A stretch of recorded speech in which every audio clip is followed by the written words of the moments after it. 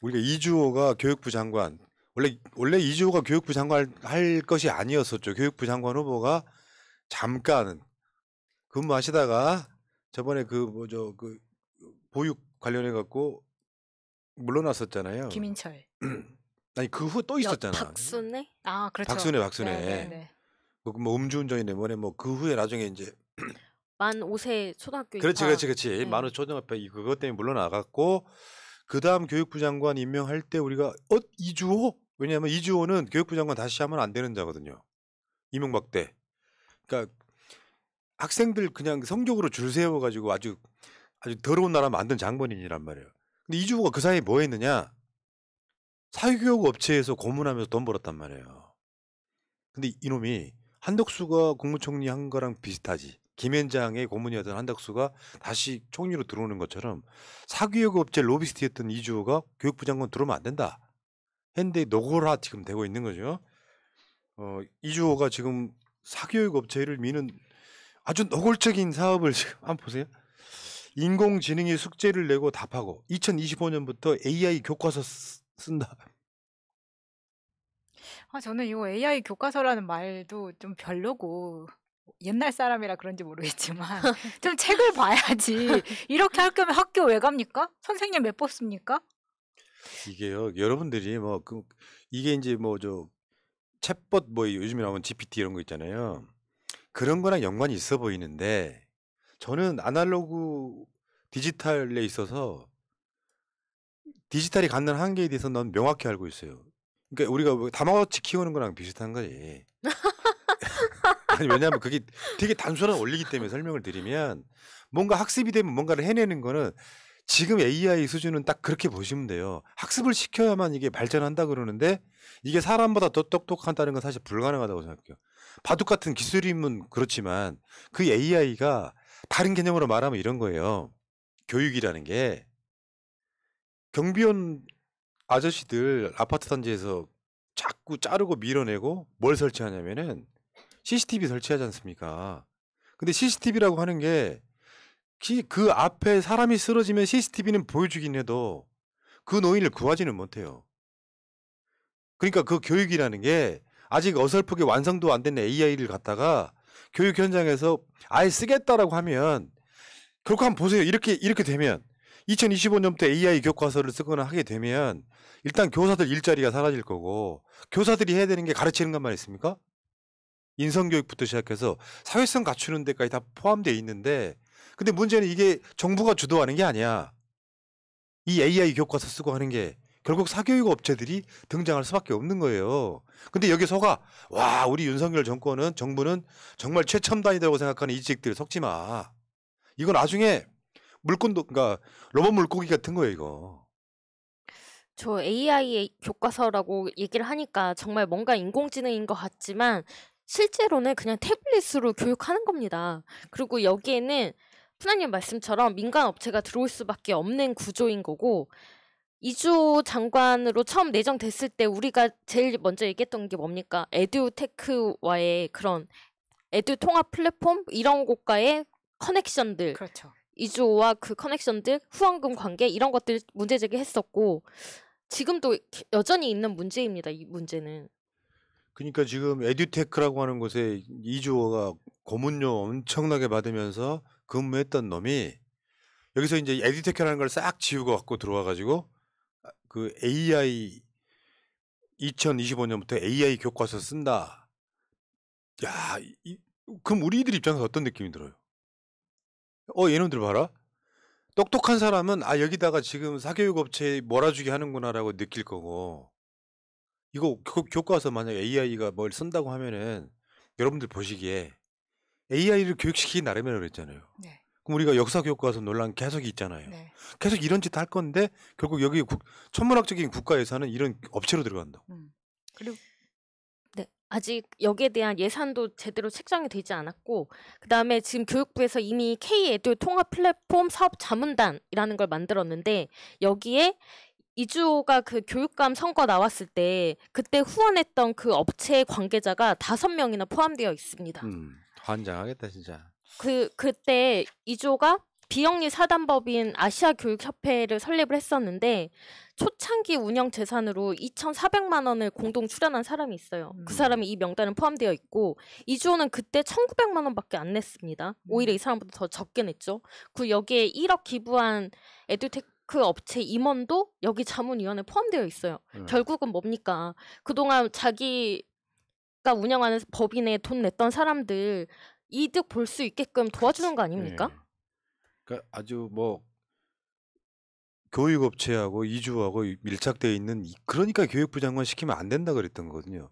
어느 쪽과도 그런 사적인 이익이 관계가 없어야 이게 그 자리를 공정하게 할 텐데 이제는 노골적으로 교육부 사업의 주안점이 AI일 가능성이 높잖아요.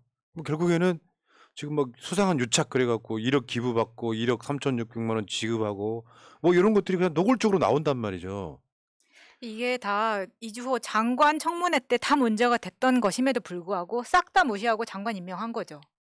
결과적으로 목표가 있었기 때문에 공동의 목표가 있었기 때문에 이주호를 안 친 겁니다. 이주 보세요. 대놓고 민간 기술 구매 제한까지 하고 있습니다. 국민을 뭘로 보기에 이딴 짓거리 하는 거예요 지금.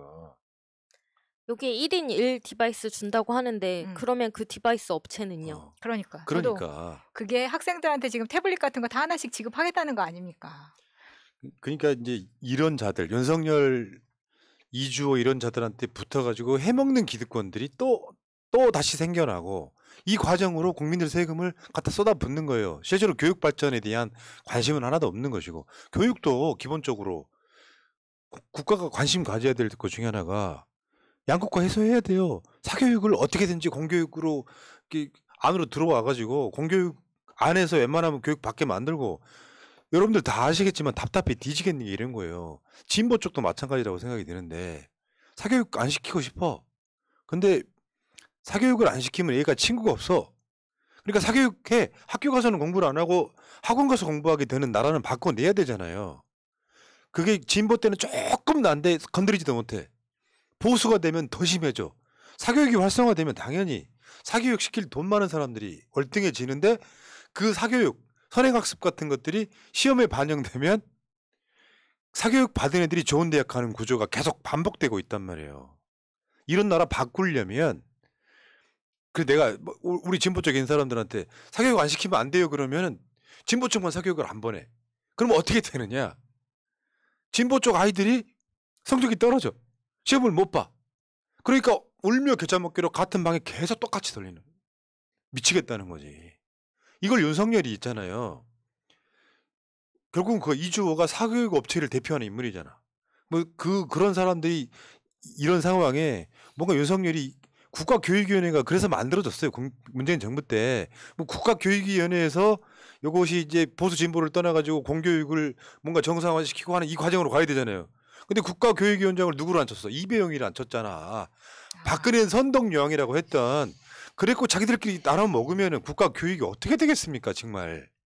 그러니까 사실 AI 교과서 같은 거는 공교육용이잖아요. 어차피 돈 있는 사람들은 그 위에 사교육, 교육 또 시킵니다. 그리고 유학 보낼 애들 유학 나가고 하기 때문에 사실 이거는 나중에 이 윤석열이 이야기했던 것처럼 산업 인력을 키우기 위한 그냥 전반적인 평이한 교육을 이런 식으로 하겠다라고 보여지는 거예요. 그래서 나머지 산업 인력으로 쓸 애들 반도체 학과 들어가고 이런 식으로 인력만 만들고 너네 노조 만들지 말고 우리가 하란 대로만 해라는 노동 인력을 만들기 위한 공교육을 AI로 하겠다는 거 아니야라는 생각 때문에 열받는 거예요.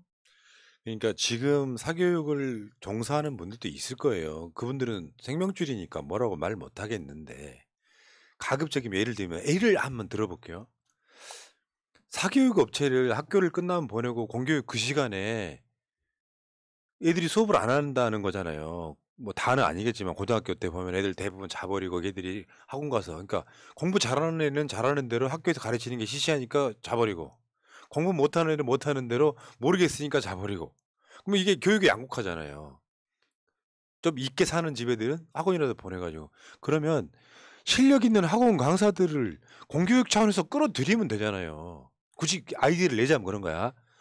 그럼 학원에 가지 말고 그 학원 강사한테 국민 세금을 주고 가르치게 만들 수도 있는 거거든. 근데 이런 것들이 안 되고 아주 근본적인 문제는 그런 거 아닙니까? 시험을 선행학습이 아니라 학교에서 배운 걸로만 시험에 나오게끔 만들면 되잖아요. 근데 그 일제고사 같은 걸 통해서 이주호 같은 애들이 학원 일제고사를 보려고 학원 다니게 만드는 구조를 만들면 안 된다는 거지. 학원 강사 하시는 분도 그런 생각 해봐요. 본인은 자식이 있잖아요. 학원 강사에서 번 돈 사교육으로 또 갖다 바치는 이 악순환이 되면 그럼 차라리 이렇게 하자. 공교육을 없애자. 그래서 애들이 공교육을 없애서 초, 중, 고, 대를 없애고 학원 다니게끔 해. 차라리 그게 낫지 않겠어요? 왜 쓸데없이 시간 빼고 돈 들입니까? 그냥 미친 나라에 살고 있는 거지. 극단적으로 말하면 그렇다는 거예요. 네. 에휴. 이렇게 해서 배운 것들을 사회생활에서 많이 써먹는 것도 아니기 때문에 오직 시험을 위한 거잖아요. 자, 어쨌건 윤석열 대기업 배불리기 민영화 노골적으로 드러내고 있습니다. 근데 윤석열보다 수준 낮은 이직들은 몰라요. 그게 무슨 뜻인지를. 뭐 윤석열 정부가 AI를 도입한대 교육에. 모자란 것들 정말. 저번에 챗 GPT가 학습시킨 만큼 한다 그랬잖아요. 대선 결과를 이재명이 이겼다고 했다며. 학습시키는 결과물이 이기거든요. 그거 우리는 할 수 있는 거잖아요. 윤석열은 이미 탄핵됐다고 나오고. 네. 국민의 소원을 들어주는 건지. 얼마나 많은 것들이 왜곡되겠습니까? 그게 만능이나 똑똑하다는 게 아니라 인간이 똑똑하기 때문에 AI도 생겨나는 거잖아요. 아유. 윤석열 취임 1년도 안 됐어 지금. 불과 며칠 후면은 윤석열 당선 1년 됩니다. 마차님이 우리 대선 개표 방송 하다가 울며 내려갔던 새벽에 울며 계단을 내려갔던 바로 그날이 얼마 안 남았는데 그 기간이 진짜 100년 같다는 분들이 꽤 있죠. 하루가 100년 같아. 그럴 수밖에 없는 게 우리가 윤석열을 안 찍어서 그러는 게 아니라 윤석열 찍은 이직들 중에 생각 없는 사람 빼고는 중도든 어디든 모든 사람들이 그렇게 생각을 합니다. 나라 망했다는 이야기가 나올 정도니까.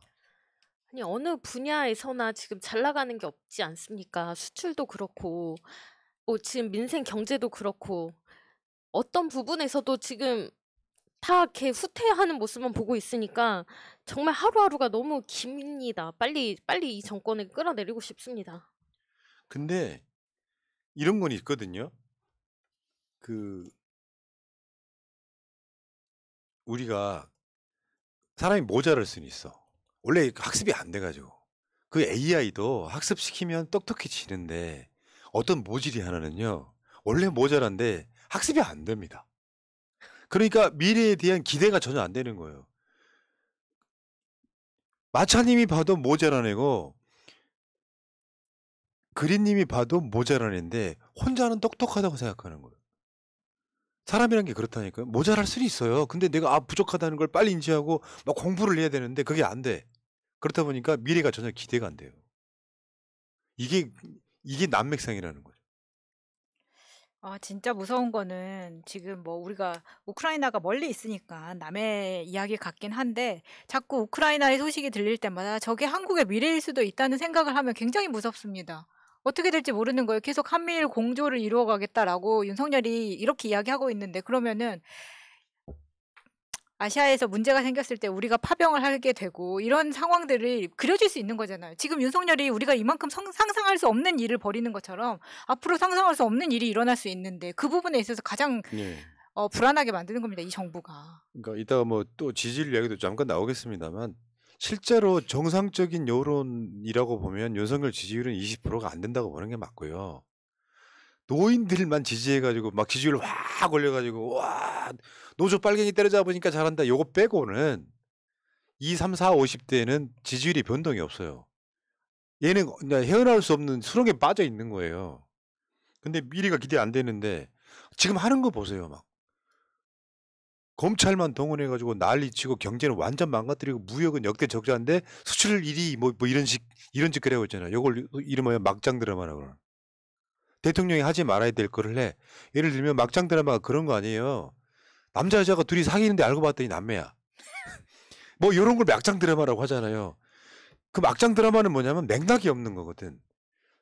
사람들이 봤을 때 이게 그럴 수 있겠다가 아니라 갑자기 열심히 사귀었는데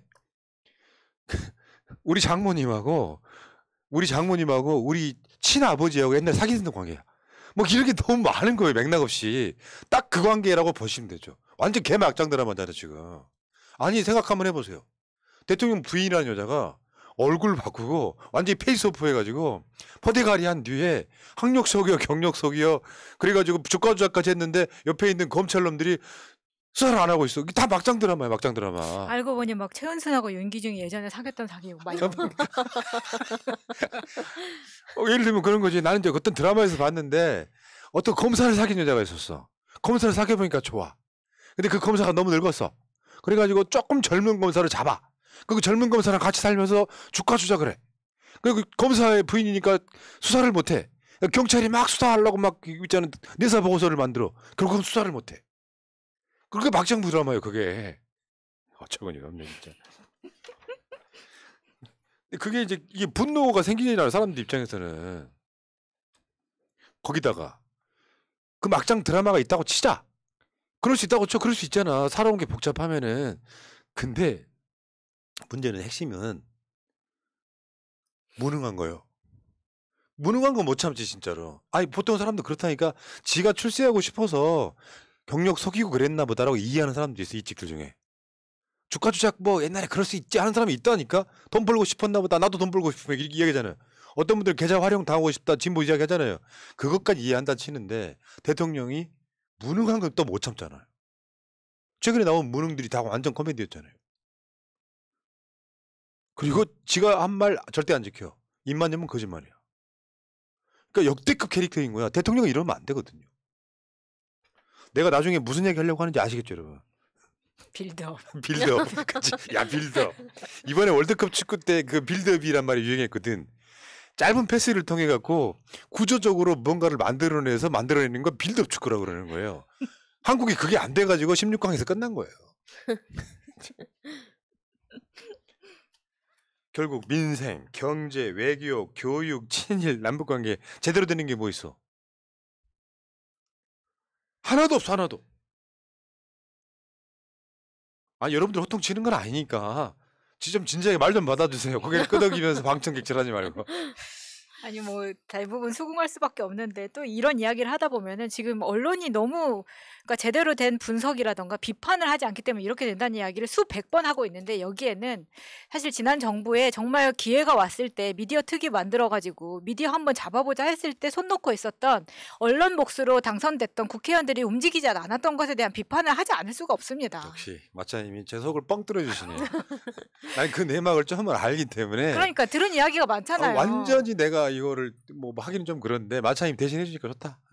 아니 그래서 그 미디어 특위를 회의를 한번 하자고 하면은 거기에 주축이 되는 국회의원들이 무슨 뭐 때문에 빠지고 이것 때문에 빠지고 지금 미디어 그 언론 개혁이 가장 중요한 시기에 그딴 식으로 해놓고 보세요. 지금 와서 당하는 사람들 다 누굽니까? 결국 문재인 대통령도 그런 식으로 임기 초반에 윤석열 임기 초반에 계속 그 앞에서 집회하는 거 하나 막아내지 못해놓고 그 이후에 언론 개혁도 제대로 한 것 없는 사람들이 나중에 그 집회가 자연적으로 소멸되고 나서는 그 문재인 사저에 가가지고 거기에 가서 또 막 이러고 있는 거예요. 네. 그 사람들이 제대로 이 안 했던 사람들 아닙니까? 예, 알겠고요. 왜냐면 지금 그걸 비판하는 시간이 아니라서. 깔때기예요. 거기로 다 돌아갈 수밖에 그게 아니라 없어. 겁나 빌드업을 했는데 지금 이 골대를 넘어가 버렸어 공이 지금. 자, 지금 윤석열은 막장 드라마라고 보는 게 맞죠. 너무 노골적이잖아요. 수사를 해도 이재명 수사는 압수수색이 300번을 넘어 김건희는 수사를 안 해. 이게 막장 드라마잖아요. 아니 막장 드라마가 아니라 거의 공포영화 수준 아니에요? 답 빨리 정형시켜야죠. 전 그렇게 생각해요. 네, 전설적인 드라마가 있습니다. 2회 만에 폐지된 조선 구마사라는 드라마가 있는데 저는 이 정권도 조기 퇴진해야 된다고 생각합니다. 1년 만에. 그러니까 제가 말씀드렸잖아요. 윤석열의 유효기간은 올해 5월 10일 정도라고요. 왜요? 그게 취임한 1년이잖아요. 그 취임 1년 되고 나서는 국민들이 좀 용서하기 힘들 거라는 생각이 드는 거예요. 지금 사실은 노인 정권이잖아요. 20대, 30대, 40대, 50대는 그래도 이렇게 막 10%, 20% 잘한다 못한다가 차이 나는데 한 40대 같은 경우는 잘한다가 10%대예요. 근데 60, 70대가 윤석열 잘한다고 7, 80% 몰아주니까 윤석열 지지율이 유지되고 있는 거야. 노조 때려잡으면 실제로 올라가는 지지율은 6, 70대, 80대예요. 이렇게 유지되고 있는 노인 정권이란 말이에요. 버틸 수 있겠어요? 예를 들어서 20대, 30대, 40대, 50대가 비등비등하게 서로 이렇게 잘한다 못한다 모르는 게 아니라 절대적으로 사회를 움직이고 있는 주도층에서는 못한다고 하고 있는데 이게 참아지겠냐고요. 연애할 때 좀 답답한 부류가 그래도 1년은 만나봐야지 하는 사람들이 있어요. 그래서 1년은 참아줄게요. 1년까지는. 네. 자, 뭐 우리도 1년은 참을 수 있어요. 이제 뭐 3월, 4월, 5월이니까 뭐 한 2달 조금 더 남았네요. 그래도 5월이면 반팔 입기 전이네요. 그러니까요. 봅시다. 참아봅시다. 어. 네.